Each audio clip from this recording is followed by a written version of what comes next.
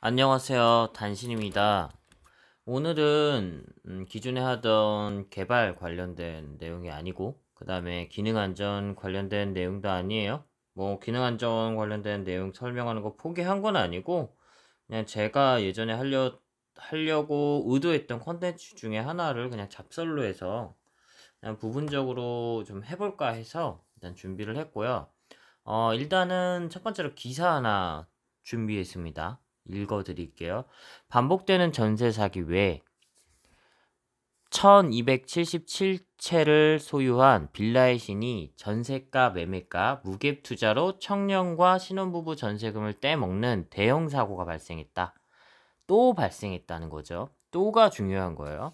나쁜 집주인 공개법이 발의됐지만 개인정보 보호에 막혀 서민들은 깜깜이 전세 계약을 해야 한다. 되풀이되는 전세 사기, 막을 방법이 없는지 짚어봤다. 주택 1277채, 빌라의 신. 빌라의 신이 아니라 그냥 빌런이죠. 빌런이시고요. 여기에 이렇게 나왔는데 저도 이거 비슷하게 당할 뻔했어요. 근데 이게 웃기는 게 뭔지 알아요? 터지기 전에는 사기가 아니에요. 터지기 전에는. 그러니까 얘네들이 다 이렇게 거래를 하는데 터지기 전엔 사기가 아니라고요. 신고도 안 되고 얘네들도 당당하게 이렇게 얘기해요. 아 이거 사기 아니에요. 이게 왜 사기냐? 이거 다 보호 받는 건데 이런 식으로 얘기하거든요. 그 이유를 제가 이 뒤에서 하나씩 설명해 드릴게요. 그리고 얘네 수법 어떤 건지 알려드릴게요. 일단은 신축과 구축 두 개 나눠서 설명드릴 거예요. 그리고 여기서 전세가 매매가라고 했잖아요. 아니에요. 아니에요. 계약은 전세가 매매가로 하는데 실질적으로는 그렇지 않아요. 대부분 이런 문제가 되는 집들은 다 역전세예요. 역전세가 뭐냐면 예를 들어서 내가 투룸짜리 집을 봤는데 요새 이제 집값이 많이 올라왔으니까 막 3억에 내놨어. 근데 집 되게 좋아. 뭐 막 그 풀 옵션에 막 냉장고도 막 좋고 에어컨도 천장에 달렸고 천장에 또 공기청정기도 달렸고 엄청 좋은 거예요. 근데 이제 찾아갔는데 3억이래 전세가가. 근데 이제 보통 전셋집 찾으러 갈 때 우리가 어떻게 얘기해요? 내가 들어가려는 집에 보통 전세가를 얘기를 하잖아요. 그러니까 내가 어느 정도 구매력이 있다라고 하면은 좋은 집만 계속 보여주는 거예요. 그리고 여기 3억이고 되게 좋은 집이고 수분양자가 있다. 얘네가 강조하는 게 항상 수분양자가 있어요. 수분양자가 있고 이거 매매할 사람 있어요. 이렇게 계속 얘기를 하거든요. 근데 실제 그 등기 까보면 등기에 아무것도 없어요. 등기에 아무것도 없는데 이게 웃긴 게 뭐냐면 등기에 실제 그 주인이 누구로 되어 있냐면 시행사로 되어 있어요. 시행사. 시행사가 뭔지 좀 이따 설명해 드릴게요. 그리고 여기 2번이 되게 중요한 거예요. 결국 신축에서 매매가 결국은 임차인의 전세금으로 이루어지는 거예요. 2번이 되게 중요해요. 1번 역전세, 그 다음에 신축에서 매매는 결국 임차인의 전세금으로 이루어진다. 이 두 가지 되게 중요하니까 잘 기억해 주세요. 그리고 그게 어떻게 이루어지는지 제가 설명을 해줄 거예요. 여기서. 자, 건축주는 건물을 짓죠. 그러니까 건축주는 사실 리스크를 안을 수밖에 없어요. 예를 들자면 새로 부시고 지으면 일단 짓는데도 돈 들어가죠. 그다음 공사 기간에 인건비 나가죠. 그다음에 자재비나 이런 것도 공사비나 다 떠안잖아요. 그리고 그 새로 부시고 지으려면 그 집들 어떻게 해요? 다 빼줘야 될 거 아니에요. 다 사야 된다고요. 그러니까 내가 2억짜리 집들이 만약에 4층씩 그 한 층에 4개씩 있다라고 치면은 얼마예요? 한 층당 8억이잖아요. 4층 집이라고 해봐요. 그죠? 한 층당 8억인데 4층이면은 32억이잖아요. 내가 32억이 있어야 되는 거죠. 근데 이게 되게 어렵잖아요. 그러니까 자기 개인 돈으로 이걸 할 수 있는 분들도 있을 텐데 그게 어려울 거란 말이죠. 그러면 당연히 담보나 이런 게 잡혀 있을 수도 있잖아요. 근데 담보가 내가 전세자로 들어오려고 누군가 하는데 담보가 있으면 들어가고 싶겠어요? 들어갔는데 등기를 까봤는데 거기 막 빚이 막 3억짜리 집인데 1억 5천이 잡고 있고 그러면 일단 나 그 전세입자 관점에서 꺼림직하잖아요. 왠지 들어가기 싫잖아. 그래서 시행사가 붙습니다. 그러니까 사실 시행사로 그 등기가 돼 있다는 게 뭐냐면은 그거 그 집에 빚이나 이런 게 사실 있는 거예요. 있는 건데 시행사가 그걸 담보를 해주면서 그 등기를 깨끗하게 만들어주는 거라고요. 그러니까 등기상엔 아무것도 안 나와요. 자, 그러면 원래대로 하면은 이 건축주가 시행사를 통해서 뭔가 광고하고 분양이나 이런 거를 맡긴단 말이에요. 그러면은 원래 월, 원래라고 얘기하기도 좀 웃기긴 한데 어쨌든 좀 순차적인 걸 보면 원래는 매수인이 나타나서 그 집을 사는 거죠. 나 이 빌라를 사서 내가 좀 버티면 뭔가 돈이 될 것 같아. 아니면은 내가 이 빌라를 사서 내가 이제 뭐 월세를 3억짜리니까 3억짜리에서 월 한 300씩 준다. 300 너무 센가? 근데 잠깐만 3억짜리 집에서 300 이어봤자 몇 프로야? 1%밖에 안 되잖아요 월세가. 그쵸? 1%밖에 안 되네. 아닌가? 내가 계산을 잘못하는 건가? 3억 3억에 1000만원 100만원 그쵸? 그러니까 3억인데 300만원 월세를 받으면 그거 1%밖에 안 돼요. 그러니까 사실 이게 이 매수자의 입장에서 웨이트는 뭐냐면 내가 이 빌라를 샀는데 이 빌라가 갑자기 돈이 뜨는 거야. 이거밖에 없거든요. 근데 대부분의 빌라는 신축을 사잖아요. 거의 감가돼요. 요새는 빌라가 값이 많이 올랐는데 요새 사실 매수하신 친구들 있어요. 주변에 운이 좋은 거죠. 왜냐면 말도 안 되게 아파트가 값이 많이 올렸잖아요. 그 이전 정권 동안 거의 제가 저기 노도강 쪽에 좀 근처 잘 알거든요. 거기 4억 5천 원 집이 10억겠어요. 두 배가 넘게 올랐어요. 지금도 조금 떨어졌는데 9억 5천? 두 배가 넘어요. 지금 그게 좀 떨어진 거예요. 그러다 보니까 빌라가 오를 수밖에 없는 상황이니까 같이 올랐던 거죠. 너무 수요가 없어졌으니까. 비용도 너무 비싸졌고. 그래서 원래는 그렇게 안 산다는 거죠. 왜냐면 신축 사면 계속 감가되거든요.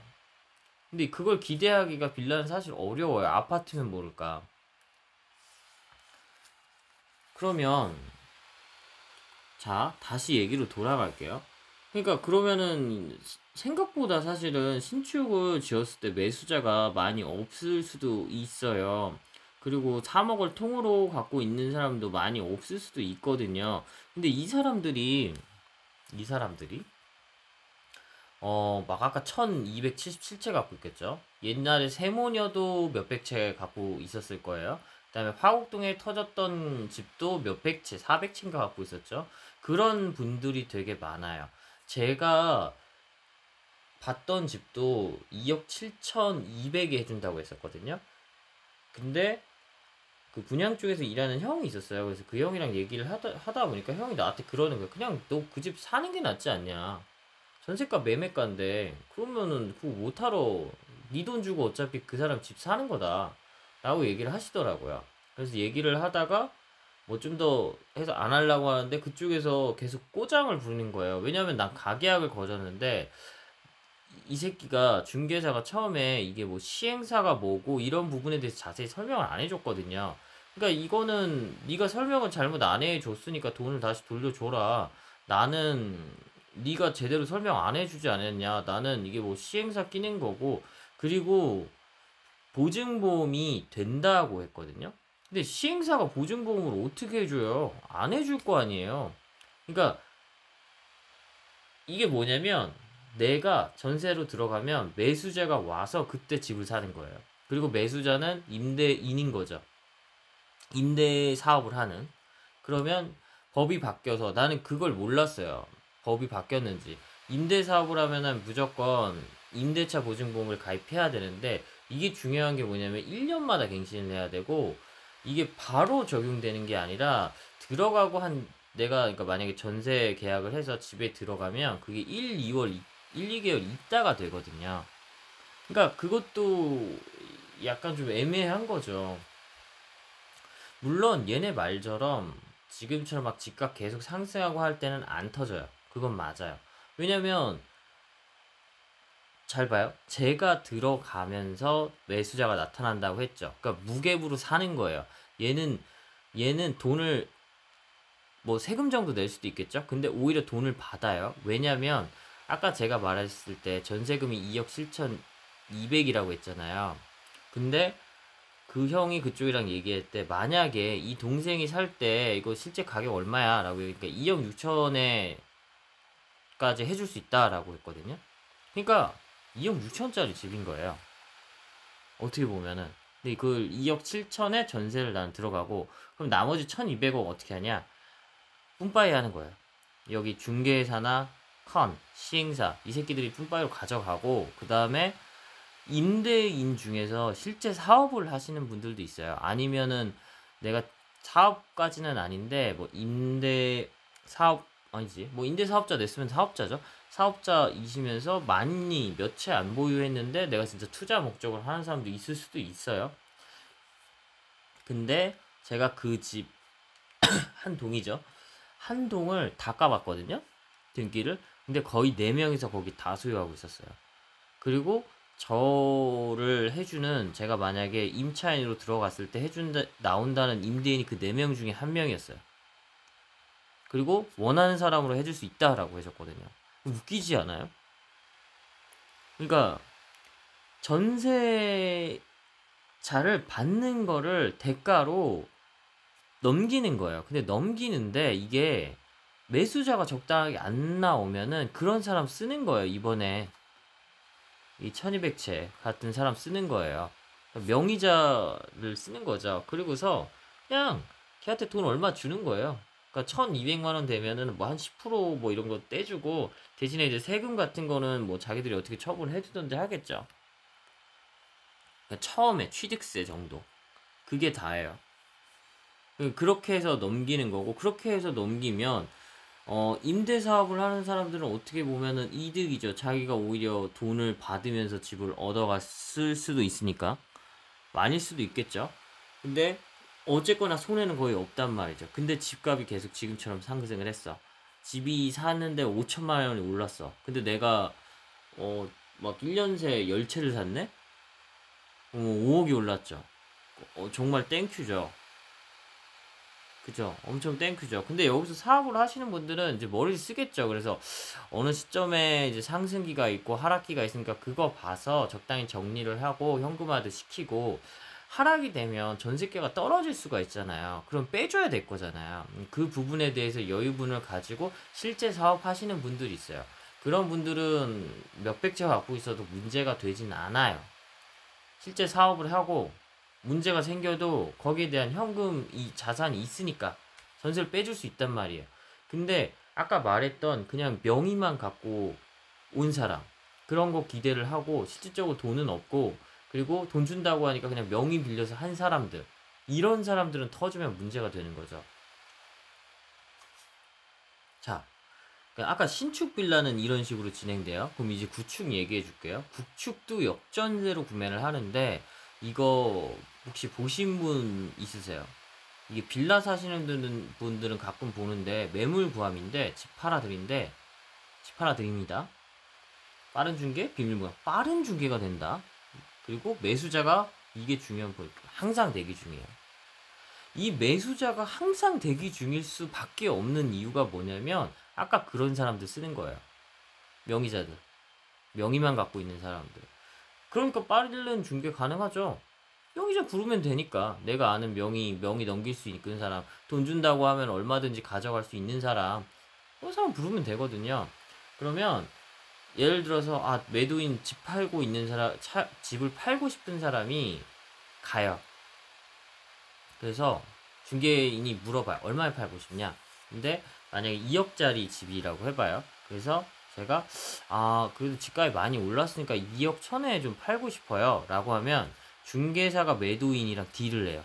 그러면 이거 2억 1천에 팔아 드릴 테니까 대신에 이거 2억 3천으로 계약을 하고 2억 1천은 제가 그냥 2억 1천은 드리겠다. 원래 받고 싶은 돈은 대신에 전세가 2천은 제가 적당히 그 처분은 하겠다. 그러니까 뭔가 사업비 같은 게 든다. 이런 명목으로 떼가겠다. 대신에 원래 원하는 금은 내가 맞춰서 드리겠다. 이렇게 쇼부를 보거든요. 그럼 매도인은 원래 2억 1000에 팔라고 했으니까 2억짜리 집이었는데 내가 뭐 피 좀 더 붙여서 2억 1000에 팔려고 했으니까 손해볼 거 없잖아요. 중개인 같은 경우는 이제 그 2천만 원 가지고 뭘 하냐면 자기가 일부는 가져고 그 다음에 아까 명의이자 그러니까 명의 이전할 분, 집 살 분을 구해와요. 그리고 너한테 500만 원 줄 테고 주고 너 500만 원 주고 내가 세금은 알아서 해줄게. 대신에 네가 이 집 사. 이 집 오르면 너한테 땡큐 아니야. 이 집 오를 수도 있다. 그러니까 알아서 해라. 하고 거래를 해요. 그리고 돈을 좀 챙겨줘요. 그 집을 넘겨. 그리고 근데 바로 넘기는 게 아니라 이 사람도 돈이 없고 중개사도 돈이 없잖아요. 이 돈을 어디서 갖고 오냐면 임차인에서 갖고 와요. 임차인이 못 모르고 나는 2억 3천짜리 전세를 구한다라고 왔는데 뭐 보니까 뭐 집도 나쁘지 않고 좋아. 그리고 2억 3천이래. 근데 내가 전세금을 2억 3천쯤 생각을 했어. 그럼 별 의심 없이 전세 계약을 한다는 거죠. 근데 아 파는 매도 이분 집주인이 중간에 바뀔 수는 있다 이제 설명을 해주고 근데 문제는 없다. 문제 터지면 내가 뭐 이거 보험 그 1억 원 증서 쓰잖아요. 타질 때 뭐 1억 원 내겠다 이런 거 다 처리해주겠다. 라고 하고 계약을 다 하게 해요. 그럼 계약 다 하고 다 했죠.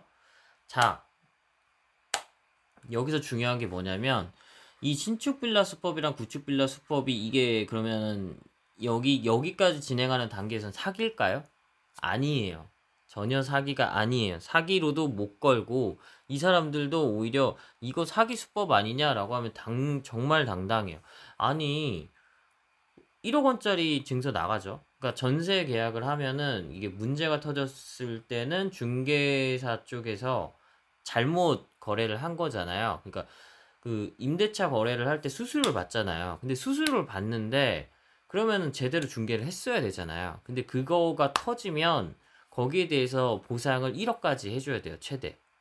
그 증서가 나가야 항상 계약을 할 때. 그러니까 내가 1억 해주고 그다음에 뭐 은행이랑 해서 대출 받아서 가는 거니까 은행에서도 그런 부분을 분명히 조사를 하거나 어느 정도 처리를 해줄 거고 대출을 할 때 그러니까 아무 문제 없다 터질 이게 뭐 그리고 요새 집값 많이 오는데 문제겠냐 이런 식으로 해서 문제 없다 난 너네한테 사기 싫고 네가 그냥 뭐 하기 싫어서 만약에 내가 그래서 뭔가 꺼림칙해서 안 한다고 하잖아요 네가 그냥 단순 변심으로 관두면서 뭘 그러냐 막 이런 식으로 얘기를 하거든요 막 그러면 이제 좀 협박 같은 말을 하죠 협박 반협박으로 얘기해요 그러면 네가 단순 변심으로 한 거니까 가계약금은 뭐 가계약을 걸었으면 가계약을 못 돌려준다 계약을 했으면 계약금 네가 두 배 물어야 된다 네가 계약 파기한 거 아니냐 단순 변심이다 이런 식으로 이제 몰아가거든요 그러니까 이제 사실 계약까지 가계약금은 사실 얼마 안 거니까 상관이 없는데 버려도 되잖아요. 근데 사실 가계약금도 돌려받을 수 있거든요. 근데 전세 계약까지 했으면 이제 그렇게 하면은 좀 힘들죠. 돌아올 수 없는 강을 어느 정도 건넌 건데. 근데 맞아요. 그 말이 사실 다 맞아요. 그래서 아무것도 걸 수가 없고 법적으로도 전혀 문제가 없어요. 걔네 그래서 그렇게 얘기할 수 있는 건데 문제는 뭐냐? 터지잖아요. 이렇게 터질 때가 문제인 거죠. 그러니까 이게 언제 터지냐면요. 지금 사실 이 사례는 뭐냐면 이 새끼는 그냥 완전히 나쁜 새끼예요. 빌런 중에 쌍 빌런이고 걔 쌍마의 빌런인 거예요. 얘는 아예 원래부터 이거 터질 거 각오하고 이거 계속 돈 땡긴 거예요. 세금을 아예 안 냈잖아요. 1200채가 넘는데 세금을 아예 안 냈다니까. 빌라 신이 아니라 그냥 빌런이에요. 빌런 말 그대로. 근데 저 친구 같은 경우는 저런 식으로 아예 완전히 나쁜 놈이었고 근데 저 친구뿐만 아니라 이 명의 받는 애들 중에서도 돈이 없는 애들이 있단 말이에요 분명히 근데 돈이 없어도 이거를 하는 친구들이 있어요 왜냐면 빌라 가격이 많이 올랐잖아요 최근에 그러면 내가 오른다라고 생각을 하면 어차피 그리고 전세 들어올 때마다 같은 전세가로 빼준다라고 생각을 하고 있으면 내가 사실 세금 내는 거 정도만 돈이 나가고 얼마 안 나가거든요? 그러면은 어떻게 하냐면 이게 거기에 기대감을 걷는 거죠. 상승분에. 그러면 계속 이렇게 하나, 두 개 이렇게 하는 거예요. 근데 하다 보니까 10개 되고 20개 되고 30개 되는 거죠. 근데 그 중에서 잘 관리를 하는 사람은 상관이 없는데 관리가 안 되고 그냥 진짜 무계부로 계속 하시는 사람들도 있을 거란 말이에요. 그 중에서는. 있어요. 충분히. 근데 그런 사람들은 문제가 뭐냐면 평소에는 안 터져요. 그리고 지금처럼 집값 계속 올라갔을 때는 안 터져요. 왜?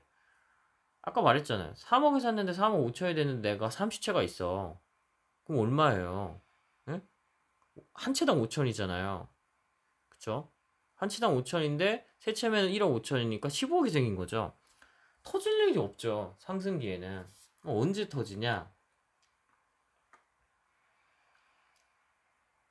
잠깐만. 내가 이 얘기 하려고 하다가 이게 건너떴네. 이게 뭐냐면 이게 정말 결과적으로 저 얘기를 왜 하려고 했었냐면은 잘 봐요. 신축에서도 매매도 결국은 전세자 임차인 돈으로 하는 거고요.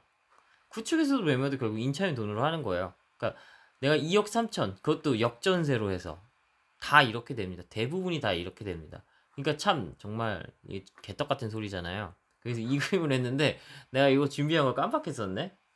개떡 같은 소리인데 지금 다 대부분이 아닌 데도 있어요. 분명히 아닌 데도 있어요.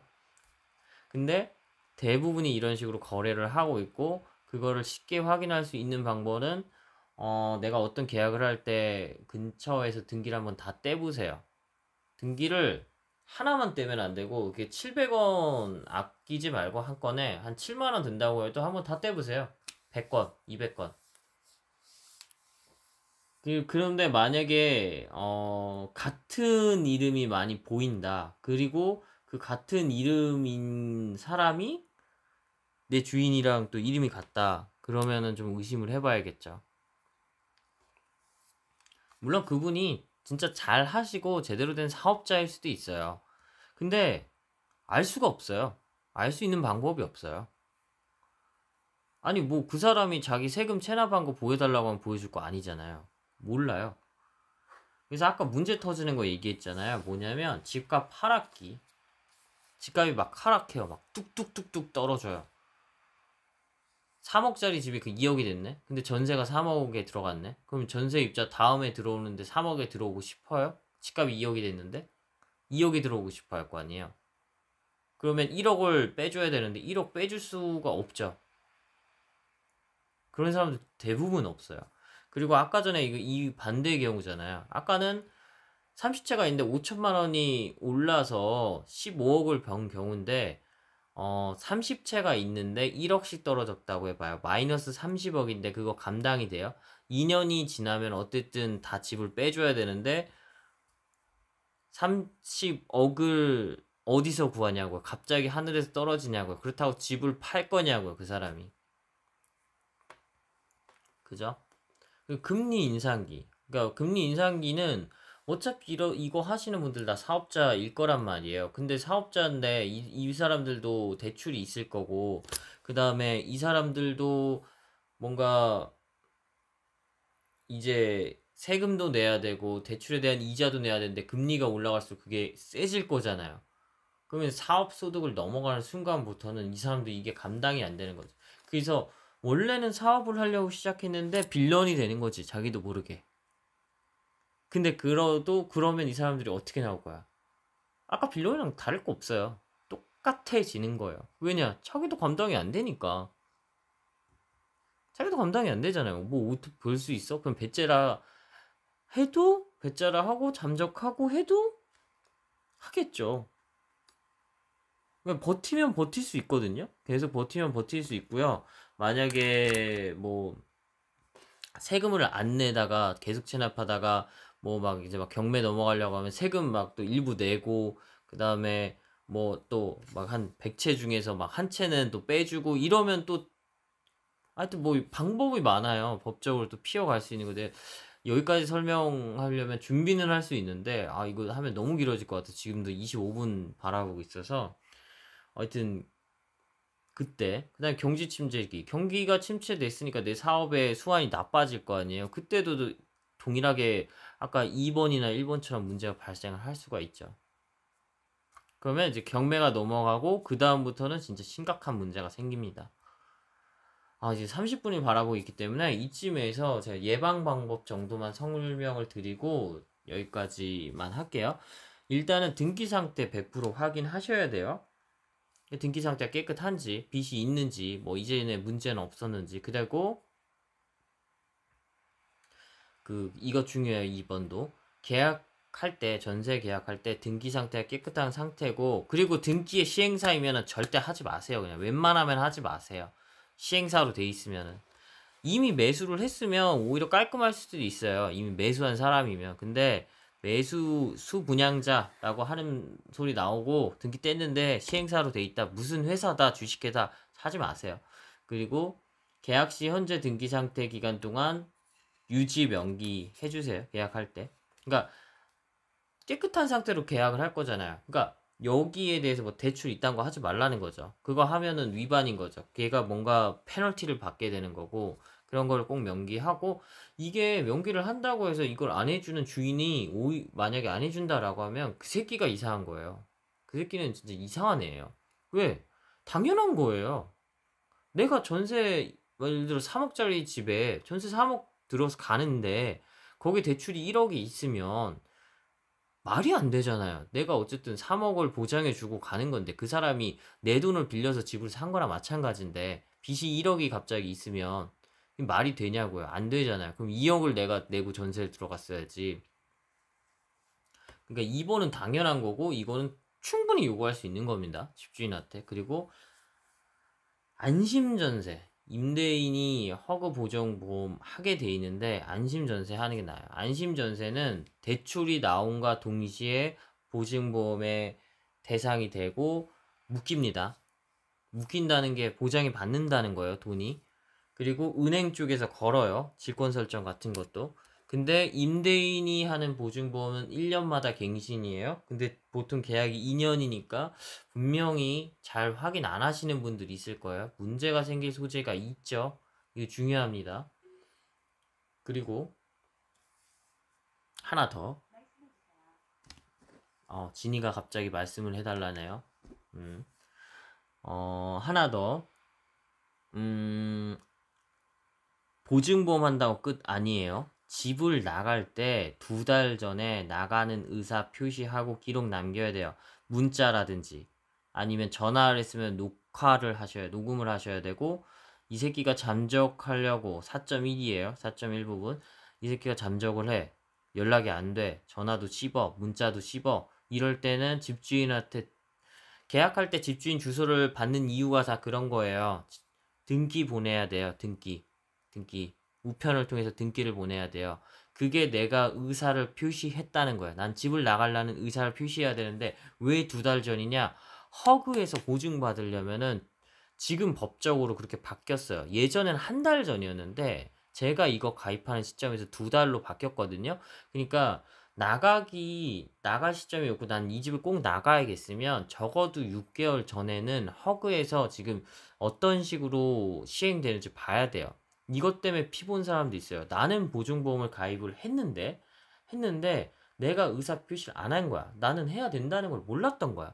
그러면 어떻게 되냐면 허그 쪽에 얘기를 해도 의사 표시를 제대로 안 하지 않았냐? 그러면 우리가 보증을 해줄 수 없다. 그래서 집주인을 만나서 집주인이랑 연락해서 의사 표현을 하라라고 얘기를 하는데, 집주인이 날르고 주소도 바꿔버리고 다 뭐시기 다 했으면 연락을 어떻게 해요? 말이 안 되는 거예요. 왜 이렇게 하냐면 허구도 자기들이 빠져갈 구멍을 만들어 놓는 거예요.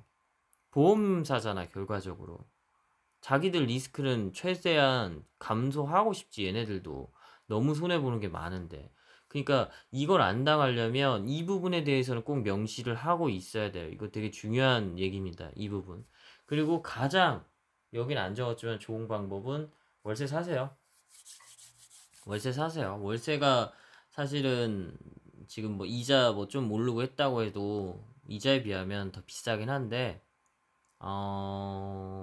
가끔 저도 월세 살까 생각을 좀 고민을 많이 했었어요. 그래도 그러니까 투자 같은 거를 좀 잘 하시는 분이면 어차피 그 돈 가지고 투자 쳐서 어느 정도 쌤쌤이가 되고 또이또이 이제 퉁칠 수 있으면 사실 그게 나실 수도 있고, 그 다음에 지금 너무 빌라도 눈덩이가 커졌거든요. 2억 3억인데 이거 반드시 전 쳐질 거라고 보거든요. 또 1200채 나올 거라고 보거든요. 같은 사건이. 왜냐면 지금 금리 인상하고 계속 인플레 심해지고 경기가 좀 안 좋아지는 쪽으로 좀 가고 있잖아요. 그러니까 리스크가 점점 증가하고 있죠. 근데 이런 시점에서는 그냥 그런 리스크를 좀 물론 이런 식으로 예방 방법 잘 하고 안심 전세까지 하고 집도 좀 갭 차이가 많이 나는, 그러니까 뭐 원가랑 실제 거래한 가격이랑 전세가랑 차이가 많은 집을 구하셨으면 문제는 없겠는데 그게 아니고 그렇게 좀 내가 잘 챙길 자신이 없으면 그냥 월세집 마음 편히 들어가는 것도 한 가지 예방 방법이긴 합니다. 예, 지금까지 단신이었고요. 너무 길게 얘기했네. 제가 이거 몇 번 사실 한 거거든요. PPT도 새롭게 만들고 몇 번 했는데 이게 계속 길어지더라고요. 하고 싶은 말이 제가 이렇게 항상 맞나 봐요. 어쨌든 전 이거는 되게 유익한 정보라고 생각을 해요. 너무 장기간 설명을 해서 사람들이 잘 안 보실 것 같긴 한데 어쨌든 좀 많이 주변에서 봐줬으면 좋겠습니다. 네, 좋은 정보 됐으면 좋겠고요. 단신이었습니다. 감사합니다.